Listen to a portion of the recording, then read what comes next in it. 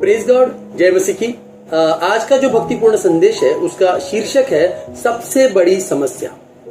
इमिरिया अध्याय 32 और वचन 27 में परमेश्वर यहोवा कहता है कि मैं तो सब प्राणियों का परमेश्वर यहोवा हूं। क्या मेरे लिए कोई भी काम कठिन है? क्या परमेश्वर के लिए कोई भी काम कठिन है?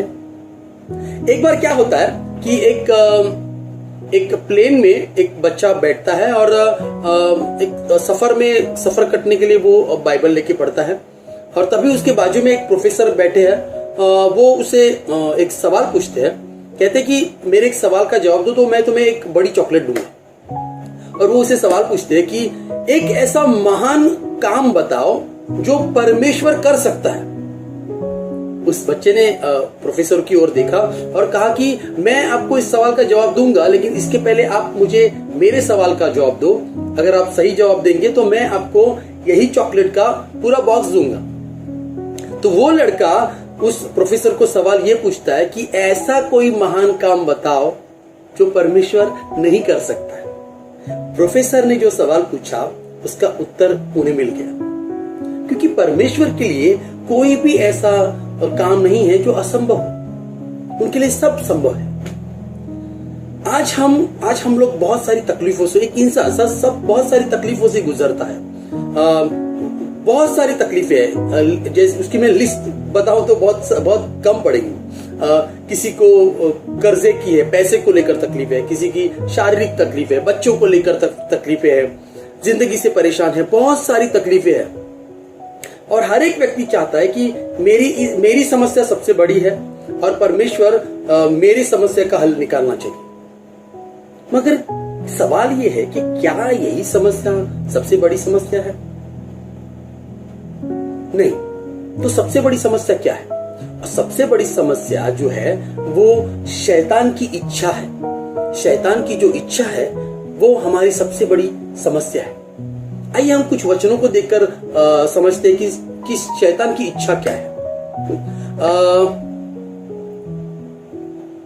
पहला पत्रस अध्याय 5 वचन 8 में लिखा है, सचेत रहो और जागते रहो, क्योंकि तुम्हारा विरोधी शैतान गरजने वाले सिंह के समान इस खोज में रहता है कि किसको फाड़ खाए। यानी कि यहां पर समझ में आता है कि शैतान जो है वो टपका हुआ है कि हमारा विश्वास कमजोर हो जाए और हम मसीह से निकल जाए बाहर। और लूका का जो सुसमाचार है वहां पर अध्याय 22 वचन 31 में यीशु मसीह कहते हैं कि शमौन है शमौन, देख शैतान ने तुम लोगों को मांग लिया है कि गेहूं के समान फटके। यानी कि यहां पर भी हमको दिखाई देता है कि शैतान की इच्छा क्या है। दरअसल शैतान को पहले से ही परमेश्वर ने उसकी जगह नियोजित की है, वो है नरक। हम इसको भी देखते हैं मत्ती का अध्याय 25 और वचन 41। वहां पर यीशु मसीह कहते हैं, तब राजा अपनी बाई ओर के लोगों से कहेगा, शापित लोगों मुझसे दूर हो जाओ और उस अनंत आग में जा पड़ो जो शैतान और उसके दूतों के लिए तैयार की गई है। यानी कि शैतान के लिए पहले ही जगह तय की है नरक, और वो चाहता है कि हम लोग भी, मतलब सारे के सारे लोग उसके साथ वहां रहे। और इसी कोशिश में वो हमें ज्यादा से ज्यादा तकलीफ देने की कोशिश कर रहे हैं, ताकि हम विश्वास से भटके, ताकि लोग ज्यादा से ज्यादा नरक में आए। तो सबसे बड़ी समस्या क्या है? नरक यातना, परमेश्वर से दूर होना। क्योंकि अगर हमने इस दुनिया की तकलीफों को देखा तो ये दुनिया की तकलीफें कितनी है? जब तक कि हम जिंदा है, 50 साल, 100 साल, 120 साल, उससे ज्यादा नहीं। लेकिन जो तकलीफ नरक की है वो अनंत काल की है। वो अनंत काल तक रहने वाली, जिसका कोई अंत नहीं है, ऐसा अनंत। और मैं ये नहीं कह रहा हूं कि इन समस्या का निवारण परमेश्वर नहीं करना चाहते। इन समस्या का भी निवारण होगा हमारे प्रार्थना के जरिए। मैं एक वचन आपको बताता हूं, रोमियो की पत्री अध्याय 8 वचन 32, जहां पर पौलुस कहते हैं कि जिसने अपने निज पुत्र को भी न रख छोड़ा, परंतु उसे हम सब के लिए दे दिया, वो उसके साथ हमें और सब कुछ क्यों न देगा। तो यानी कि उसने अपने पुत्र को भी नहीं छोड़ा, यीशु मसीह को भी नहीं छोड़ा, तो क्या वो हमें हमारी सारी समस्या का हल नहीं देगा? क्या इन समस्याओं का समाधान नहीं करेगा? करेगा, जरूर करेगा। लेकिन हमारे लिए सबसे ज्यादा इंपॉर्टेंट क्या होना चाहिए? हमारी सबसे बड़ी समस्या का समाधान, और वो ये है नरक, हमारी नरक यातना से बचाओ।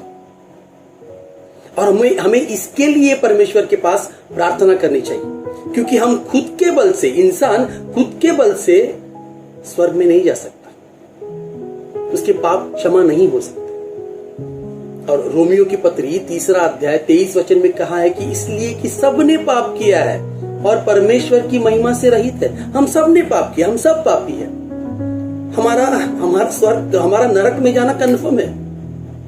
तो हमें प्रार्थना किस परमेश्वर के पास किस लिए करनी चाहिए?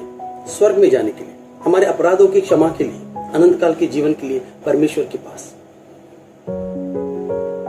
और परमेश्वर इतना कृपालु है, इतना दयालु है कि उसने पहले ही इसका नियोजन कर लिया है।